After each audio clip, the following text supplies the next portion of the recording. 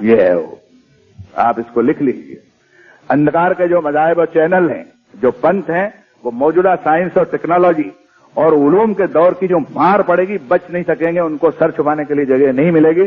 सिर्फ ईमान, इस्लाम, कुरान और पैगंबर की तालीम बच जाएगी। इसलिए कि 2 और 2 4 की तरह चीजों को जब आप खोलेंगे, जमीन और आसमान के जब राज खोलेंगे, क्या आप सूरज के सामने नतमस्तक हो सकते हैं? क्या वो चांद जिस पर आप कमंदे डाल चुके हैं और आपके कदम पड़ चुके हैं, उसको जंतरी के सिवा कोई और हैसियत दे सकते हैं? क्या समंदर के सामने इंसान का सर झुक सकता है? क्या झाड़ पहाड़ और जिंदा और वफात पाए बुजुर्गों के सामने ये खुदा का खलीफा जो है इस दौर के अंदर सर झुका सकता है? कभी इसके लिए तैयार नहीं हूं।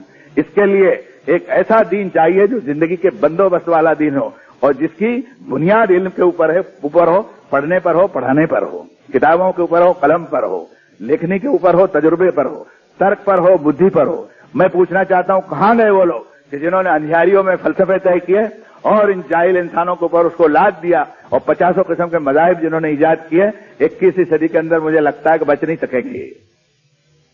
मैं तो कुरान पर ईमान रखता हूं, आप भी ईमान रखते हैं, लेकिन जो ईमान नहीं रखता है वो भी यह सोचने के लिए मजबूर है कि मज़ाहिब के बारे में जो थिंकिंग है और जिस तरह की मेथोलॉजी है, वो खुराफियात जो हैं, वो इस दौर के अंदर बिल्कुल टिक नहीं सके। एक हल्की सी मिसाल मैं देता हूं। मिस्री लोग ये अकीदा रखते थे और उनकी किताबों के अंदर ये चीज पढ़ी गई है, और कुछ पांडुलिपियां और कुछ लेखनियां अब भी मौजूद हैं कि जमीन जो है वो खेकड़े के ऊपर है। आप समझे? खेकड़े के ऊपर, और खेकड़ा जरा यूं यूं करता है तो जमीन भी थोड़ी हिलती है। इससे ये कदीम मिस्री तर्ज था। खुद जिस मुल्क में जिसके प्राचीन होने की और जिसकी सभ्यता की और जिसकी संस्कृति के बारे में हमें बड़ा गर्व है, उसके अंदर भी कोई ज्यादा अच्छी बात नहीं थी कि ये किसी जानवर के सींग के ऊपर धरती है और जानवर जरा यूं यूं करता है तो वो धरती भी हिलती है। मुझे आप बताइए कि किस हिसाब से आप इस थ्योरी को मान सकेंगे? सलाम हो मोहम्मद रसूलुल्लाह सल्लल्लाहु अलैहि वसल्लम। फरमाया, अम्मन जाल अल अर्द करारन, ये बता दो मुझे कि जमीन को बावजूद ये के चक्कर मार रही है, वो उसको करारगाह किसने बनाया? अपनी धुरी के ऊपर भी घूम रही है, महवर के ऊपर भी घूम रही है। आपके एशिया, अफ्रीका और सारे बर्रे आजम और करोड़ों अरबों आपके मकानात और बिल्डिंगें और ये बड़े बड़े टाकेनुमा समंदर लिए हुए धरती जो है परिक्रमा कर रही है। ये किसके हुक्म से कर रही है? 1 सेंटीमीटर भी, 1 सेंटीमीटर तो क्या, 1 माइक्रोमीटर भी धरती जो है अपनी गर्दिश से अगर थोड़ा सा फर्क उसमें आने लगे तो सारी इंसानियत जो डावाडोल हो जाएगी, आपका सारा निजाम दरहम बरहम हो जाएगा। उसने कहा, आसमान किसने बनाया? ये रात तुम पर कौन लाता है? ये दिन तुम पर कौन लाता है? फरमाया, कुल अरैतुम इन जाअलल्लाहु अलैकुम लैला सरमदन अला यौमिल क़ियामत मन इलाहुन गैरुल्लाह यातीकुम बिज़ियाइन फला तस्मऊन। कि कहो है मोहम्मद सल्लल्लाहु अलैहि वसल्लम इनसे कि तुम्हारे लिए रात का निजाम है, अगर ऊपर वाला ये तय कर ले कि रात नहीं आने देगा, रात को नहीं आने देगा, दिन ही दिन रहे, तुम में किसके बस की बात है कि वो ला सके इसमें फेरबदल?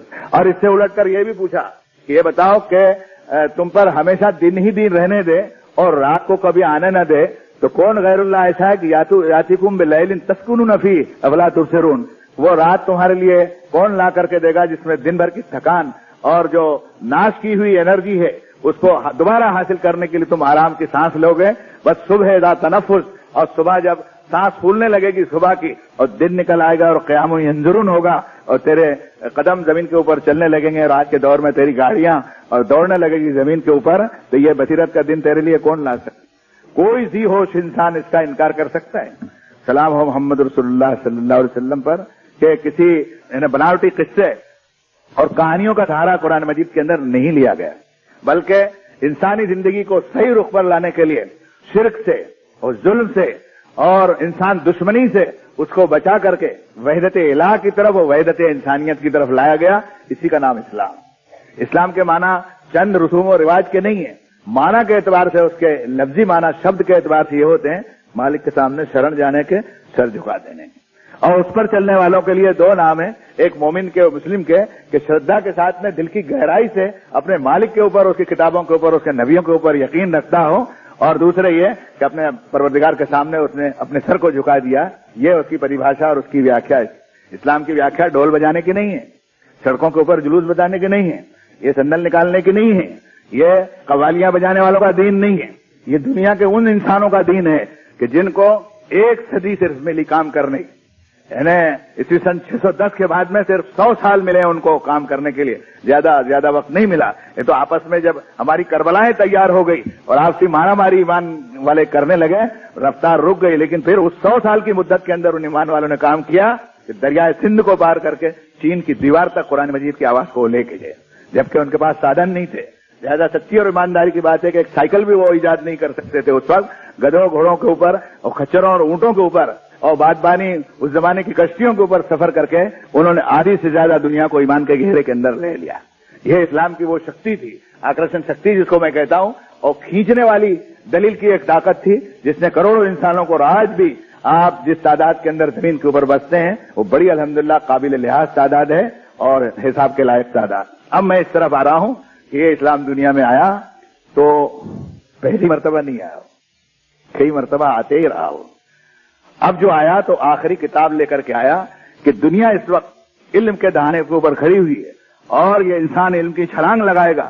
اس لیے اس کو ایک ایسی ویاپک کتاب دی جائے جو ساری جن جاتیوں کو، سارے ونواسیوں کو، سارے جنریشن جتنے ہیں یہاں اور مذاہب کے مختلف چینل کے اندر جو آدم کے قافلے، بیٹوں کے قافلے چل نکلے تھے، ان سب کو جوڑ کر کے ایک دین واحدہ اور ایک امت واحدہ انسانوں کی بنائی جائے. اور اسی کو 2 لفظوں میں اس نے کہہ دیا، ان ھذہ امتکم امۃ واحدہ وانا ربکم فاتقون. تمہاری ایک امت واحدہ ہے. انسانیت کے گھٹک کو ٹوٹنے نہیں دیا، اس کی دھوئی کو ہلنے نہیں دیا. اس نے انہوں نے کہا کلکم بنی آدم وآدم من تراب کما قال النبی صلی اللہ علیہ وسلم، تم سب آدم کے پتر ہو، آدم کے بیٹے ہو. آدم مٹی سے بنایا گیا، تم مٹی سے آئے گو، مٹی میں چلے جاؤ.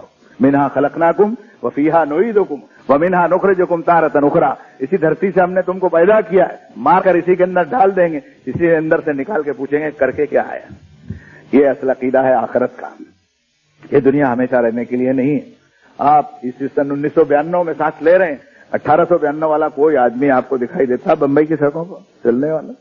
کیا قرآن مجید ہے، اس نے سورہ مریم میں فرمایا حل تحس منہم من احد اور تسمع لہم رکزا. کیا تمہیں احساس ہوتا ہے کہ مر کر کے جلا گیا اس میں کوئی شہروں میں واپس آیا، یا کسی کے پاؤں کی سرسراہٹ اور آہٹ بھی تم کو سنائی دیتی ہے؟ سوال یہ پیدا ہوتا ہے کہ کہاں گئی ہے. حدیث شریف کے اندر بتایا محمد رسول اللہ صلی اللہ علیہ وسلم نے کہ کال چکر جو ہے 100 سال کا ہوتا ہے. ایک جنریشن کو چھٹی ہو جاتی ہے، دوسری جنریشن آ کر کے زمین کے چارج کو سنبھالتی. تو میں عرض یہ کر رہا تھا